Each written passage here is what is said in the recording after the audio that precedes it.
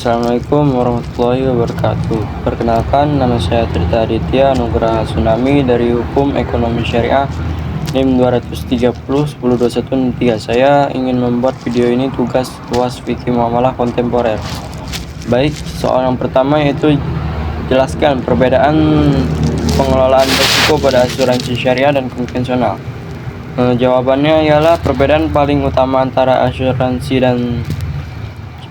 syariah dan asuransi konvensional adalah dari konsep pengelolaannya. Proteksi syariah memiliki konsep pengelolaan sharing risk, sedangkan asuransi konvensional non-syariah atau transfer risk. Konsep pengelolaan asuransi konvensional berupa transfer risk adalah perlindungan dalam bentuk pengalihan risiko ekonomis atau meninggal atau hidupnya seseorang yang dipertanggungkan ke perusahaan asuransi sebagai penanggung risiko, atau dengan kata lain peserta dengan membeli atau bergabung sebagai peserta asuransi konvensional akan ditanggung risiko ekonomisnya oleh perusahaan asuransi, sedangkan sharing risk yang merupakan pengelolaan asuransi syariah adalah konsep di mana para peserta memiliki tujuan yang sama, yakni tolong-menolong, yakni melalui investasi aset atau tabarruk yang disebutnya, yang memberikan pola pengembalian untuk menghadapi risiko tertentu menggunakan akad yang sesuai dengan syariah yang diwakilkan pengelolaannya ke perusahaan asuransi syariah dengan imbalan ujrah. Soal yang kedua yaitu sebutkan 3 perbedaan fikih muamalah kontemporer dan klasik beserta contohnya. Jawabannya berikut 3 perbedaan utama antara fikih muamalah kontemporer dan klasik. Satu sistem transaksi dan infrastruktur. Kalau klasik, transaksi dilakukan secara langsung atau tatap muka tanpa teknologi modern. Misalnya jual beli pasar tradisional dengan pembayaran tunai atau barter.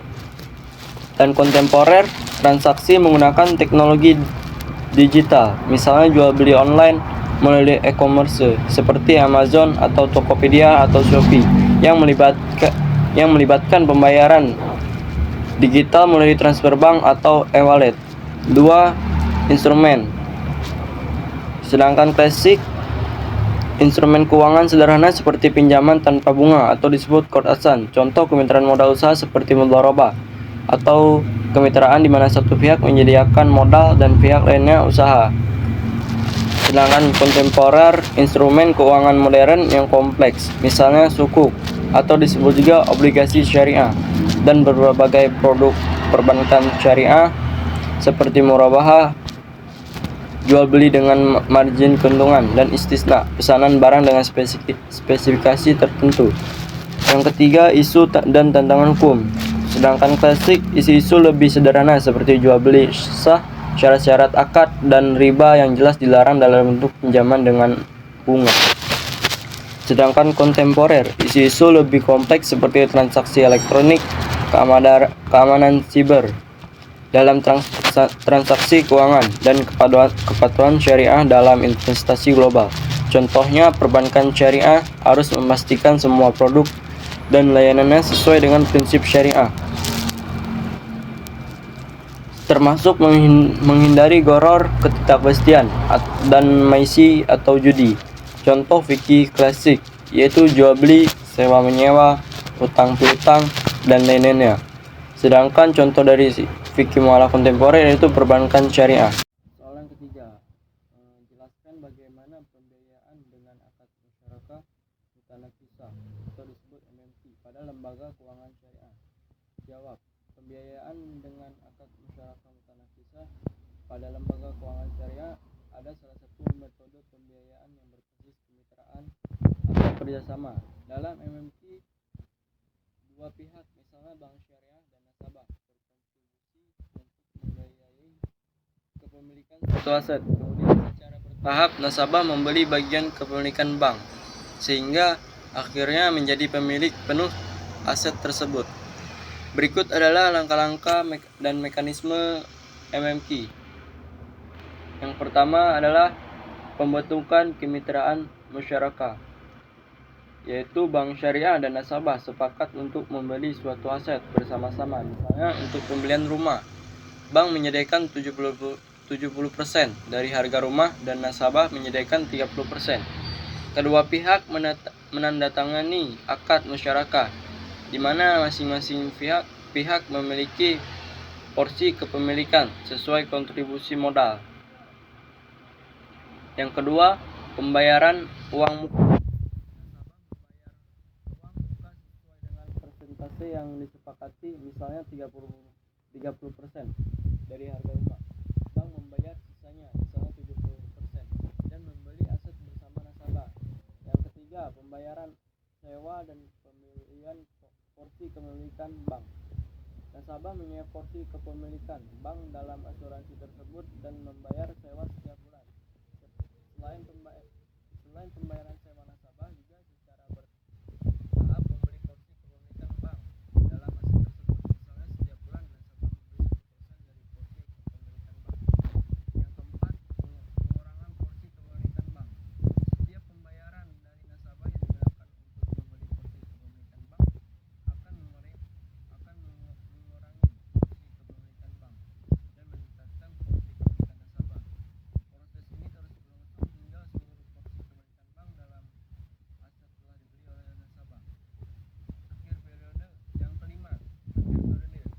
Setelah semua porsi kepemilikan bank telah dibuka oleh nasabah memberi pemilik keuntungan aset tersebut. Akad musyarakah berakhir karena tujuan kemitraan telah tercapai. Keuntungan MMI bagi bank. Bank mendapatkan pendapatan dari sewa dan keuntungan dari penjualan porsi kepemilikannya secara bertahap. Kalau bagi nasabah dapat memiliki aset secara bertahap. Soal yang keempat, sebutkan dasar hukum yang digunakan MLM dengan konsep syariah dalam fatwa DSN MUI. Jawabannya ialah multi level marketing atau disebut dengan MLM dengan konsep syariah memiliki dasar hukum yang diatur oleh Dewan Syariah Nasional, Majelis Ulama Indonesia. Berikut adalah dasar hukum yang digunakan dalam fatwa DSN MUI terkait MLM syariah. Yang pertama ialah fatwa DSN MUI nomor 75 tahun 2009 tentang penjualan langsung berjenjang syariah. Fatwa ini mengatur tentang tata cara dan prinsip-prinsip dasar yang harus dipatuhi oleh sistem MLM agar sesuai dengan syariah. Prinsip-prinsip dasar tersebut mencakup keadilan, kejujuran, transparansi, dan tidak mengandung unsur gharar, riba, dan maisir. Yang kedua, dalam ketentuan dalam fatwa nomor 775 tahun 2009, produk halal dan baik produk yang dijual harus halal dan thayyib, baik secara bermanfaat bagi konsumen dan transaksi jelas. Transaksi yang dilakukan harus jelas dan transparan, termasuk harga, kualitas produk, dan serta kewajiban para pihak. Tidak ada riba. Skenario MLM tidak boleh mengandung riba dalam bentuk apapun. Yang kedua, pembagian komisi yang adil.